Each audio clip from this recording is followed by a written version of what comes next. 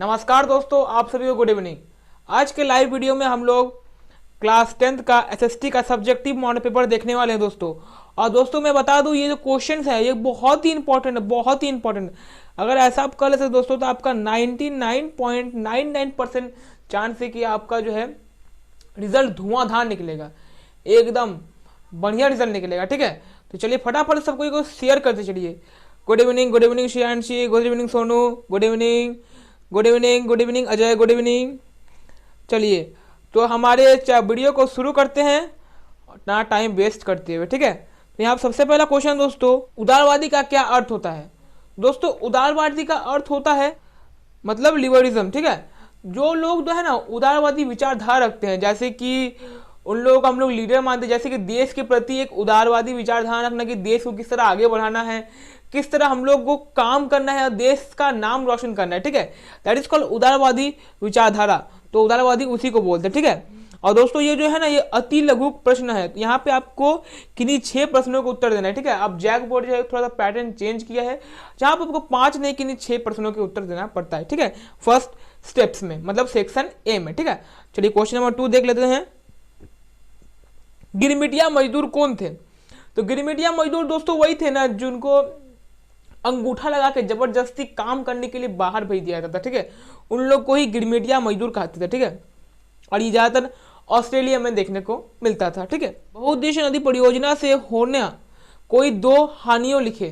तो देखिए दोस्तों, बहुउद्देशीय नदी परियोजना से 2 हानियां हैं दोस्तों। सबसे पहले कि नदियों के प्राकृतिक बहाव में बाधा पड़ती है। ठीक है, आपका एक बाधा पड़ेगा नदियों के प्राकृतिक बहाव में। ठीक है, और दूसरा दोस्तों कि जब भी बाढ़ वगैरह आएगा तो आप क्या कीजिएगा, उसको सराय बना दीजिएगा, लेकिन वो क्या करेगा उस नदी को मतलब मिट्टी को फाड़ के वो आगे चल जाएगा, मिट्टी किसी और जगह चल जाएगी। ठीक है, तो यही 2 बाधाएं हैं। ठीक है, और यही 2 हानियां हैं। और 4th नंबर क्वेश्चन दोस्तों, खनिज क्या है। तो खनिज आप और हम सबको ही जानते हैं कि खनिज किसको बोलते हैं।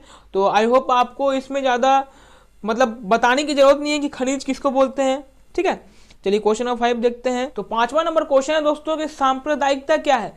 तो सांप्रदायिकता वही है ना, मतलब अपने जातियों के प्रति या फिर अपने धर्म के प्रति, अपने भाषा के प्रति बहुत ज्यादा मतलब कट्टर होना। ठीक है, जैसे कि कोई कोई होते हैं ना कट्टर हिंदूवादी है, कट्टर अपना बंगाली भाषा के प्रति बहुत ज्यादा कट्टर है, मतलब अपने भाषा को और बढ़ावा करना और उसके खिलाफ कोई अन्य शब्द नहीं सुनना। ठीक है, उसी को सांप्रदायिकता बोलते हैं। ठीक है, और क्वेश्चन 36 है दोस्तों, नारीवाद आंदोलन से आप क्या समझते हैं। तो नारीवाद आंदोलन दोस्तों उसी को बोलते हैं नारियों के समक्ष रहते हैं कि नारियों को ये हक मिलना चाहिए, है ना। और जब वो आंदोलन करते हैं तो उनको सपोर्ट भी करते हैं कि हाँ नारियों को ये तो हक मिलना ही चाहिए। ठीक है, उसी को नारीवाद आंदोलन बोलते हैं। ठीक है, मतलब वो नारीवाद है, मतलब वो नारियों के समर्थक में है। ठीक है, हाँ तो नेक्स्ट क्वेश्चन दोस्तों, साक्षरता दर को परिभाषित कीजिए। भारत में साक्षरता दर विश्व में सामने 84% कम है। ठीक है, तो इसमें से पुरुष को 82%, 82.14 कुछ मिला हुआ है और महिलाओं को 65.46 कुछ मिला हुआ है। ठीक है, और नेक्स्ट क्वेश्चन दोस्तों कि विश्व व्यापार संगठन में किन 2 खामियों को लिखे। तो दोस्तों सबसे पहले बता दूं विश्व व्यापार संगठन किसको बोलते हैं। विश्व व्यापार संगठन मतलब WTO, वर्ल्ड ट्रेड ऑर्गेनाइजेशन, जिसमें सब कोई जो है कसम खाते हैं कि हम लोग को हर देश में मतलब क्या करना है, माल पहुंचाना है। जो भी माल हम लोग क्रॉप्स हम लोग उगाएंगे, क्रॉप्स ही नहीं दोस्तों, जो भी हम लोग सामान को प्रोड्यूस करेंगे और फैक्ट्रीज वगैरह में उनको सब देश में पहुंचाना है और एक नियमित दाम में पहुंचाना है। ठीक है, यही 2 उन लोगों का कार्य भी मतलब 2 मतलब उद्देश्य है, दैट इज द गोल। ठीक है, वही 2 गोल है उन लोग का कि सब कोई को एक नियमित दाम में पहुंचाना, सब देशवासियों को एक नियमित दाम में मिलना और सब चीज मिलना। ठीक है, जो भी कोई भी देश अगर मान लीजिए कि कुछ नया चीज उगाती है तो वो पूरे विश्व में फैले। ठीक है, यही WTO का 2 मेन उद्देश्य। ठीक है, चलिए सेक्शन बी देख लेते हैं। तो सेक्शन बी में आपको दिया हुआ है किन्हीं 6 प्रश्नों का उत्तर दीजिए और 150 शब्दों में दीजिए। तो आपको कितना शब्द में देना है दोस्तों, 150 शब्द, यानी कि 150 शब्द में। सबसे पहला क्वेश्चन देख लेते हैं दोस्तों, जालियांवाला बाग हत्याकांड पर संक्षिप्त नोट लिखे। तो जालियांवाला बाग हत्याकांड पर संक्षिप्त नोट लिखना है। सबसे पहले आपको लिखना है कि जालियांवाला बाग हत्याकांड कब हुआ। तो ये दोस्तों हुआ था 13 अप्रैल 1919 में। और कहाँ हुआ दोस्तों, तो पंजाब के अमृतसर के जगह में हुआ था। ठीक है, अमृतसर के कुछ दूरी में हुआ था, मतलब वहीं पर आसपास में हुआ था। ठीक है, तो ये क्या हुआ था, जहाँ पर ब्रिटेन लोग जो है अंधाधुंध सब पे फायरिंग कर दिए थे और बहुत सारे भारतीय मासूम लोग जो है मर गए थे।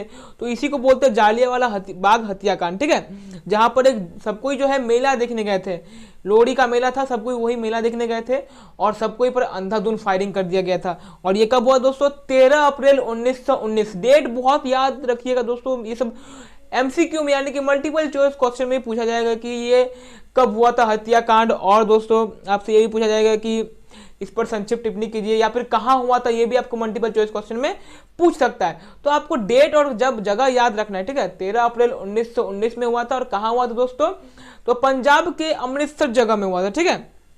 नेक्स्ट क्वेश्चन दोस्तों, ब्रिटेन वुड्स सम्मेलन का क्या अर्थ है। ब्रिटेन वुड्स सम्मेलन जो है ना दोस्तों, ये अमेरिका में ब्रिटेन वुड मतलब में हुआ था ये सम्मेलन, ठीक है दोस्तों। इसके बारे में तो हमको लगता है कि हर कोई जानते होंगे, तो इस पे ज्यादा फोकस नहीं करके हम लोग नेक्स्ट क्वेश्चन पे बढ़ जाते हैं, ठीक है। तो नेक्स्ट क्वेश्चन दोस्तों, भारत में लोहा अयस्क के किन्हीं 3 वितरण क्षेत्र के नाम लिखे। तो 3 वितरण क्षेत्र है दोस्तों, कर्नाटक, और दूसरा है गोवा, और तीसरा है उड़ीसा, ठीक है। ये 3 वितरक क्षेत्र है जो लोहा एक्सपोर्ट करते हैं, ठीक है। एक्सपोर्ट मतलब आयात करते, मतलब बांटते हैं, ठीक है। नेक्स्ट क्वेश्चन दोस्तों, कृषि आधारित उद्देश्य और खनिज आधारित उद्देश्य में क्या अंतर है, उदाहरण सहित लिखिए, ठीक है। तो हमको लगता है कि ये सब कोई को आता होगा, तो इस पे ज्यादा टाइम वेस्ट नहीं करके हम लोग नेक्स्ट क्वेश्चन पे बढ़ जाते हैं।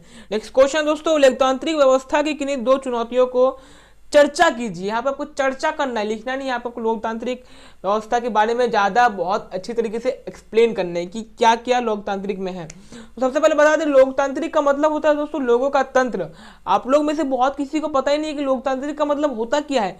तो लोकतांत्रिक मतलब होता है दोस्तों लोगों का तंत्र, जहां पर जो है लोगों का शासन चलता है, ठीक है। जहां पर क्या होता है, लोगों का शासन चलता है। जैसे भारत जो है वो लोकतांत्रिक देश है। आप लोग बहुत जगह न्यूज वगैरह में सुने होंगे कि ये जो है ये लोकतांत्रिक देश, ये स्टेट जो है वो लोकतांत्रिक देश से हटता जा रहा है, ये राजनीतिक में आ रहा है, और राज्य सरकार जो है इसके एक्शन नहीं ले रही है, ठीक है। आप लोग बहुत जगह सुनते होंगे।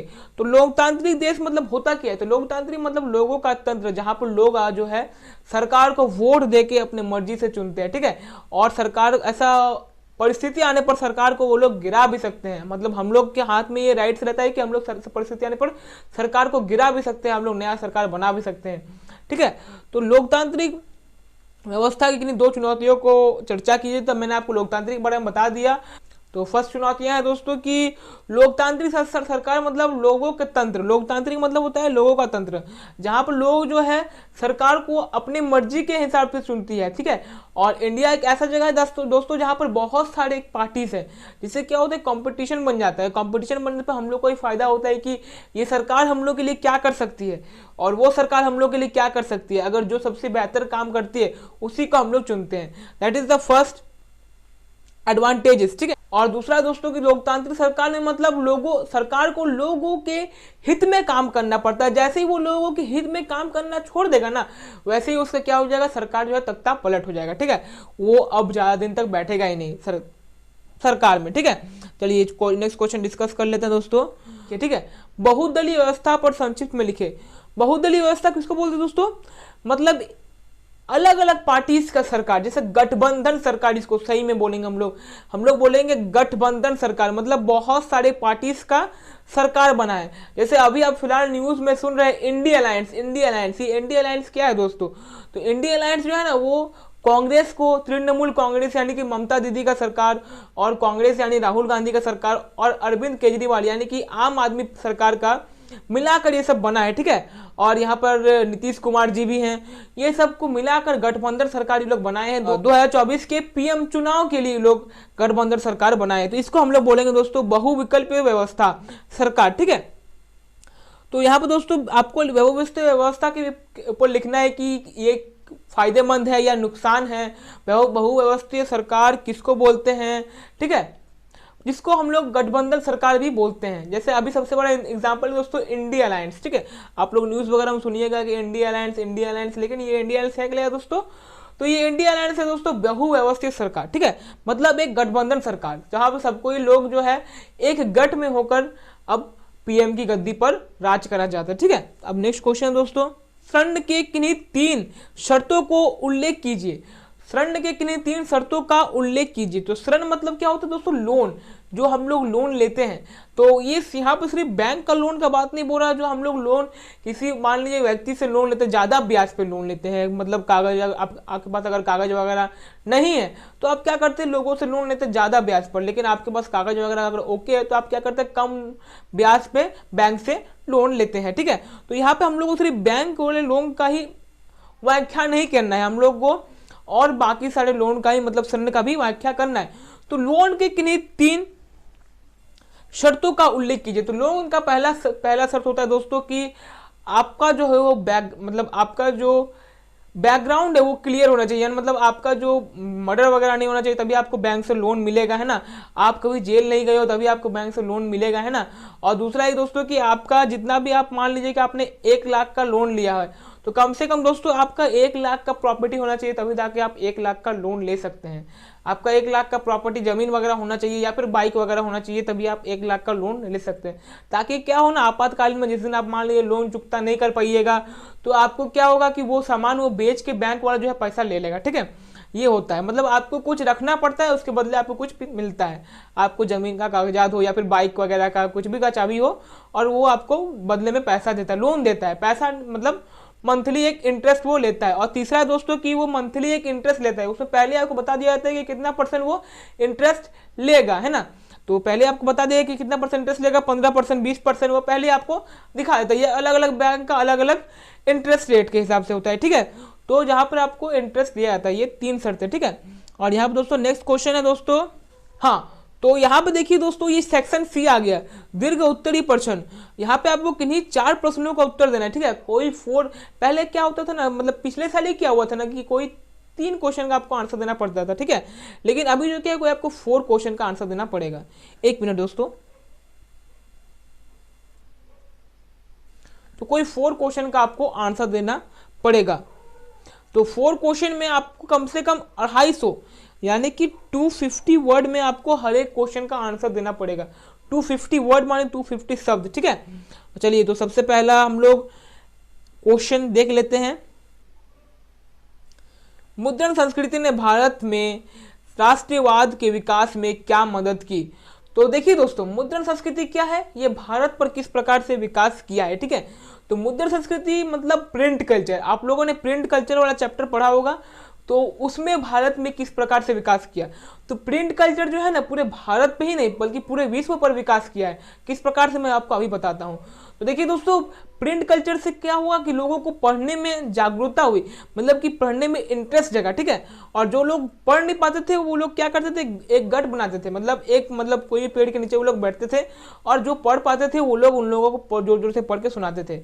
और ये प्रिंट कल्चर का फायदा क्या होता था दोस्तों कि हम लोग जो है अपडेटेड रहते थे। ठीक है, हम लोग मान लीजिए कि न्यूज़ वगैरह प्रिंट हो रहा है तो अब लोग अपडेटेड रहते हैं कि आज का समाचार क्या है, आज कल का समाचार क्या होगा और परसों भूकंप होगा कि नहीं, ये से हम लोग न्यूज़ वगैरह से अपडेटेड रहते थे। ठीक है, तो ये सिर्फ भारत में ही नहीं बल्कि पूरे विश्व में बदलाव कर दिया है। ठीक है, लोग बच्चे जो है वो मतलब कम दाम में पढ़ पाते थे, क्योंकि बच्चों के पास उस वक्त क्या होता था कि ज़्यादा पैसा लगता था किताब वगैरह छापने में। ठीक है, क्योंकि उन लोगों को टाइम लगता था छापने में। ठीक है, लेकिन जब से ये प्रिंट कल्चर आया दोस्तों, तब से क्या होगा कि बहुत जल्दी जल्दी किताब छपने लगा और बहुत ज़्यादा अमाउंट में छपने लगा और लोगों को मेहनत भी बहुत कम करने लगा। जब लोगों को मेहनत कम करने लगा, ज़्यादा अमाउंट में छप भी रहा है, तो ऑलमोस्ट दोस्तों आपको पता ही है कि पैसा जो है वो कम हो ही जाएगा। ठीक है, तो ये सिर्फ प्रिंट कल्चर में सिर्फ बड़ों का ही नहीं, बच्चों का भी हेल्प किया है और पूरे विश्व में हेल्प किया है, सिर्फ भारत में ही नहीं दोस्तों। ठीक है, तो आपको प्रिंट कल्चर के बारे में आई होप दोस्तों आपको प्रिंट कल्चर के बारे में समझ में आ गया होगा। चलिए नेक्स्ट क्वेश्चन देख लेते हैं। तो नेक्स्ट क्वेश्चन दोस्तों, ईस्ट इंडिया कंपनी ने भारतीय बुनकरों से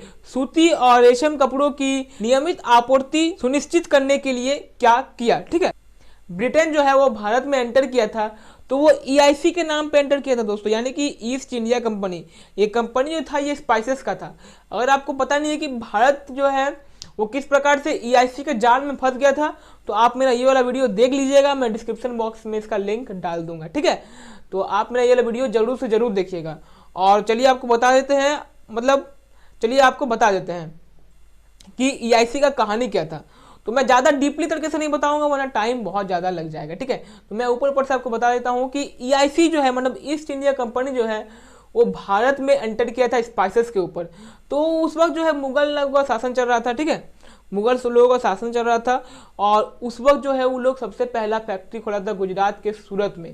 पहला फैक्ट्री वो लोग कोलकाता में खोलना चाहता, लेकिन वो लोग खोल नहीं पाया था, इसलिए वो लोग गुजरात के सूरत में पहला फैक्ट्री खोला था, ठीक है। तो इसके ऊपर आपको बुनकरों के ऊपर लिखना है। तो उन लोगों ने सूती और रेशम कपड़ों कप बुनकरों को किस प्रकार से आपूर्ति किया था कि उन लोग जो है उन लोगों को ज़्यादा पैसे देने लगे, ठीक है, बुनकरों को ज़्यादा पैसे देने लगे थे। और मतलब उन लोगों के मतलब हाथ बटाने लगे थे, उन लोगों को मदद करने लगे थे, लोन भी प्रोवाइड कर रहे थे, ठीक है। और इस प्रकार से उन लोग उनकी मदद कर रहे थे, ठीक है, और उन लोगों से सूती और रेशम के कपड़े बनवा रहे थे, ठीक है। और नेक्स्ट क्वेश्चन दोस्तों, राजनीतिक दलों के सुधार के औपचारिक की चर्चा कीजिए। तो सबसे पहले आपको बता दूं कि राजनीतिक दल किसे कहते हैं। तो मैंने आपको पहले ही बताया कि गठबंधन सरकार जो है वो सब सरकार को मिला के गठबंधन सरकार बनता है। लेकिन एक मतलब जो सरकार चुनाव लड़ती है, मतलब मान लीजिए कि अभी बहुत सारे एग्जाम्पल है हमारे आसपास में, जैसे झारखंड के सीएम है झारखंड मुक्ति मोर्चा यानी कि हेमंत सोरेन जी। तो इनका जो दल है वो राजनीति कराएगा, क्योंकि इनका उद्देश्य है चुनाव लड़ना और सत्ता की मतलब सत्ता पर राज करना है, ठीक है, इन्हीं का यही उद्देश्य है। बीजेपी है मतलब भारतीय जनता पार्टी है, जो अभी श्री नरेंद्र मोदी अभी पीएम है, तो उनका भी उद्देश्य, उनका दल का भी उद्देश्य है कि राजनीतिक दल है और उनका दल का उद्देश्य है चुनाव लड़ना और सत्ता पर राज करना, ठीक है दोस्तों। तो यहाँ पर आपको कोई हमको लगता है कि प्रॉब्लम नहीं हो रहा होगा, तो चलिए आगे क्वेश्चन देख लेते हैं। तो नेक्स्ट क्वेश्चन दोस्तों, सत्ता की साझेदारी में विभिन्न रूपों का वर्णन कीजिए। मतलब सत्ता की साझेदारी मतलब दोस्तों मैंने पहले ही आपको बताया कि सत्ता की साझेदारी मतलब गठबंधन सरकार की कौन सरकार अब पीएम बनेगा। मान लीजिए दोस्तों इंडिया अलायंस जो है, मैंने आपको पहले ही बताया कि इंडिया अलायंस क्या है और कौन कौन सा ग्रुप जो है इसमें शामिल है, मतलब कौन कौन सा राजनीतिक दल जो है इसमें शामिल है। तो इंडिया अलायंस में सबसे बड़ा प्रॉब्लम क्या हो रहा है ना कि कौन सरकार मतलब कौन जो है कौन व्यक्ति जो है वो पीएम बनेगा, ठीक है। तो ये जो आपको बता रहा है कि सत्ता की साझेदारी में विभिन्न रूपों का वर्णन कीजिए। तो कौन कौन से रूप है, तो दोस्तों सबसे पहला रूप है कि यहाँ इस सत्ता की साझेदारी में कोई एक सरकार नहीं होती है, कोई एक राजनीतिक दल नहीं होती है, अलग अलग राजनीतिक दल का गठ होता है, ठीक है, यानी कि गठबंधन सरकार बनती है, ठीक है। और दूसरा है दोस्तों कि इसमें किसी भी सरकार अगर रुष्ट हो जाए या फिर नाराज हो जाए तो वो पूरे सरकार को गिरा सकता है, ठीक है, पूरा सरकार को वो गिरा सकता है, ये भी काम कर सकता है। और तीसरा है दोस्तों कि इसमें सबसे बड़ा कंफ्यूजिंग रहता है कि कौन पीएम की गद्दी पर राज करेगा। सबसे बड़ा कंफ्यूजिंग ये रहता है कि कौन पीएम की गद्दी पर राज करेगा, किसका शासन चलेगा। और चौथा है दोस्तों कि पीएम को इन सभी पार्टियों जितने भी पार्टियों गठबंधन सरकार बनती है इन सभी पार्टियों का बात मान के चलना पड़ता है, ठीक है। अगर वो अपना मनमर्जी करे तो एक भी सरकार के खिलाफ कोई काम कर दिया तो वो सरकार गिर जाएगी, और सरकार गिर गई तो पूरी पीएम की गद्दी चल गई, ठीक है। ये सब का आपको वर्णन करना है। चलिए नेक्स्ट क्वेश्चन देख लेते हैं। सार्वजनिक क्षेत्र किसी राज्य के आर्थिक विकास में कैसे योगदान देते हैं। तो सार्वजनिक क्षेत्र मतलब सबका पब्लिक सेक्टर, ठीक है।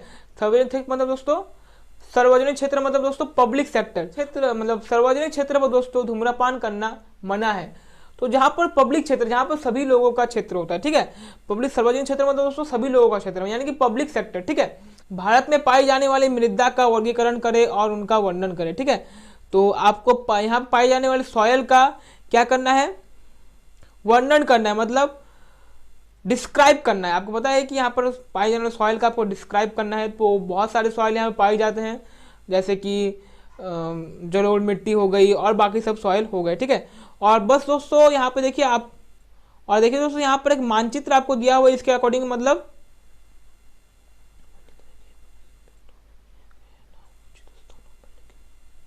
हाँ, तो यहाँ पर आपको नाम दिया गया है बहुत सारे और वो आपको उचित स्थानों पर लिखना है, ठीक है।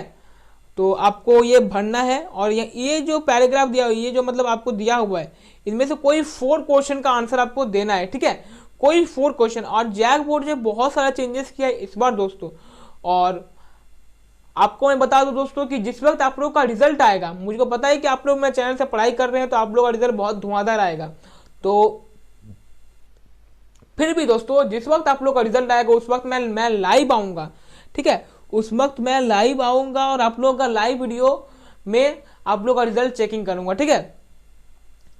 और आप लोग जो है ये जानकारी रखिए कि रोज इस चैनल पर शाम को 7 बजे यानी कि 7 PM को, शाम को 7 बजे रोज इस चैनल पर क्वेश्चन आंसर डिस्कस होता है लाइव में। ठीक है, लाइव में क्वेश्चन आंसर आपको बताया जाता है, चाहे वो ऑब्जेक्टिव हो चाहे वो सब्जेक्टिव हो। तो आप लोग इस चैनल को जरूर सब्सक्राइब कर लीजिएगा, शेयर कर दीजिए, अपना क्लास 10 वालों को बता दीजिएगा कि ऐसा ऐसा होता है। और बस दोस्तों, आज के वीडियो में इतना ही। आप आपका और अपनों का बहुत ज़्यादा ख्याल रखिएगा। मिलते हैं आपसे किसी नेक्स्ट वीडियो में। थैंक यू दोस्तों।